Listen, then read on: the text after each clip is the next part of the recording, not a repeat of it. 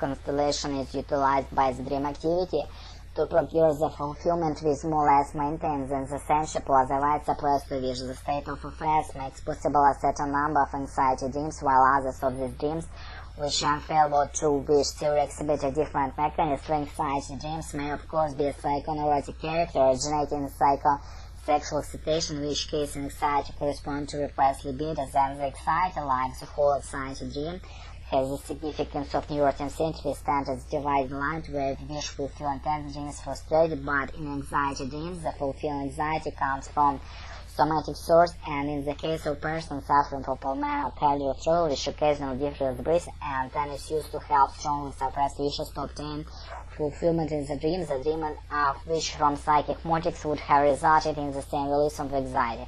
It's not difficult to reconcile these two apparently contradictory cases when true psychic formation and an effective inclination and conceptual content are intimately connected.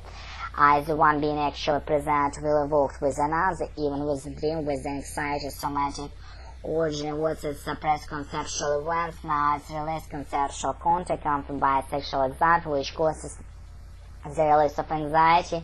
In one case, it may be said the determined effect by physical interpret as in one cool psychic origin is the content which has been suppressed, replaced by somatic interpretation which fits the anxiety. The difficulties which lie in the way of understanding all this have little to do with dreams. They are due to the fact that in discussing these points we are touching upon the problems of development of anxiety and repression.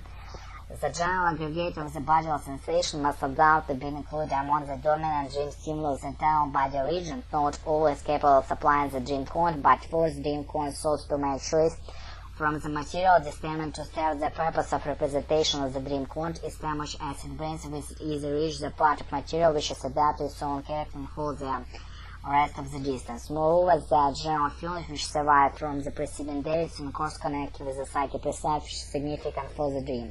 Moreover, the feeling itself may be the maintained overcome the dream, so it may be painful very round into its opposite. If somatic sources of fixation during sleep, that is, sensation of sleep, are not usual intensity, the part which they play in dream formation is, in my judgment, similar to that impression of the day which is still recent but no great significance. I mean that they utilize for the dream formations as such as kind that they can be united with the conceptual content of psychic dream source, but not otherwise. They are treated as a cheap available material which can be used whenever it's needed, as a valuable material which itself prescribes the manner in which it can be utilized. I must suggest the analogy of giving an artist for a stone, a piece of onyx, for example, in order that it may be fashioned with the work of art. Here is the size of stone, color of matter, and help to decide where here or